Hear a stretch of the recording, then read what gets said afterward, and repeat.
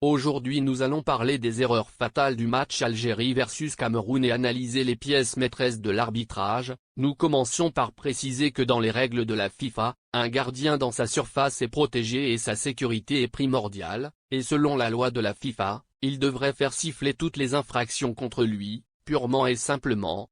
Aucun joueur offensif n'est autorisé à entrer en contact avec le gardien de but directement ou indirectement.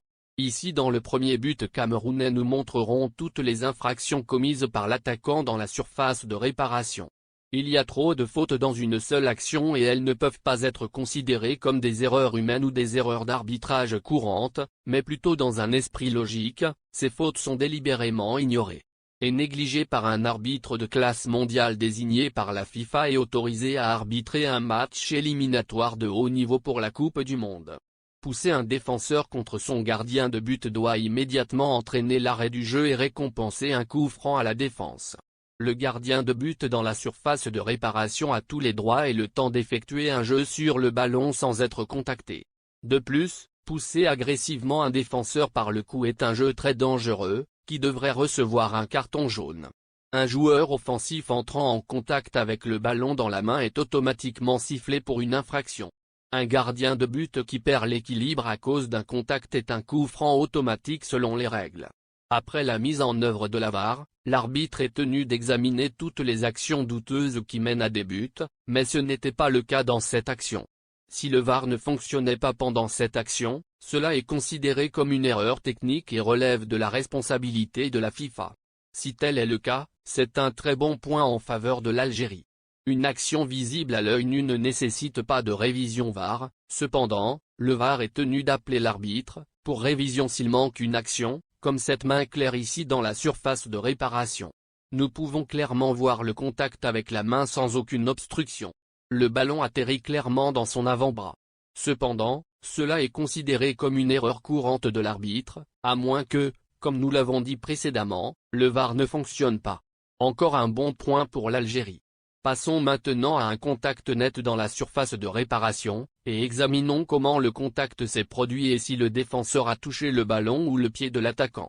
Basé dans l'espace du ballon et du pied de l'attaquant, il est impossible pour le défenseur d'entrer en contact avec le ballon, donc, c'est un penalty, il a fait trébucher l'attaquant. Encore une fois, où est le VAR ici? Dans cette prochaine action, nous examinerons une autre main évidente. Et encore une fois la question: où était le VAR?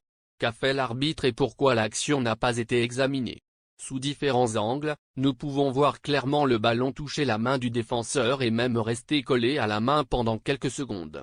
L'arbitre n'était pas loin et sûrement, il l'a vu mais ignoré comme toujours. S'il a été appelé par la VAR et n'est pas allé, c'est une autre erreur fatale.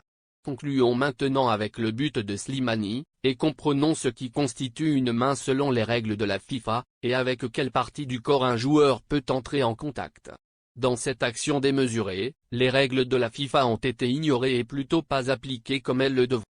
Fondamentalement, une épaule et le haut de l'épaule ne constituent pas un contact illégal ni considéré comme une main. En observant à nouveau où le ballon a atterri et quelle partie du corps a touché le ballon. Dans cette action, Slimani s'est élevé alors que le ballon était en l'air, et il n'a pas levé le bras ou la main au-dessus de son épaule et sa tête inclinée. À plusieurs reprises, nous pouvons clairement voir la balle au-dessus de la partie du corps considérée comme une main dans les règles de la FIFA. Si, nous voulons être très conservateurs à propos de cette action, le résultat ne devrait pas être concluant, et le but devrait être accordé comme dans le jeu en direct. Utilisons un peu de bon sens et voyons si nous pouvons déterminer la trajectoire de la balle, et sous différents angles, voyons si nous pouvons déterminer que la balle a touché à 100% la main de Slimani. En se basant sur le mouvement du ballon après contact, on peut deviner le sens de déplacement du ballon dans les airs par rapport à la partie qui a touché le ballon.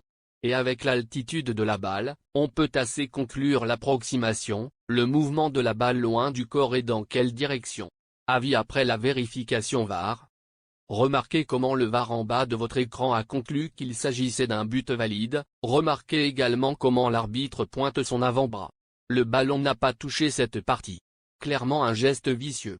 Il y a ici un conflit entre le VAR et l'arbitre. Est-ce un dur proof en faveur de l'Algérie? On ne sait pas.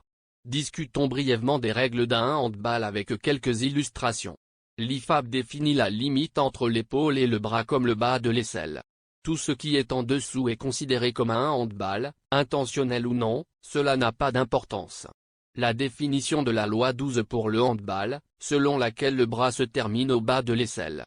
La loi sanctionnait un joueur pour handball si le bras est clairement éloigné du corps et en dehors de la ligne du corps. Le joueur se penche clairement dans la trajectoire du ballon.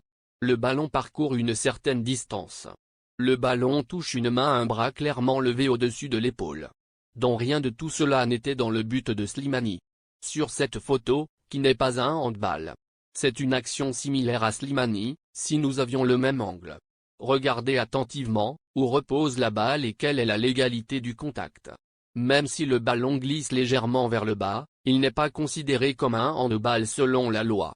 Enfin, parlons du litige actuel et de ce qui devrait arriver et quelles en sont les ramifications. Dans le cas de l'Algérie, les organes juridiques de la FIFA devraient déterminer si le match a été arbitré équitablement ou s'il y a eu des erreurs excessives qui ont fait pencher la balance en faveur d'une autre équipe et ont rendu le match injuste. Ou s'il y a simplement eu des erreurs courantes sans fondement. L'organisme juridique doit contacter les témoins dans ce cas, les arbitres et le VAR, revoir le match et, plus important encore, enquêter sur tout contact entre les arbitres et les équipes. Ils sont également tenus d'écouter toutes les communications entre l'arbitre et le VAR. Déterminer ensuite, si le match doit être rejoué, aucune autre action n'est nécessaire et le Cameroun se qualifie toujours, ou même dépouiller le Cameroun de la qualification et la donner à l'Algérie.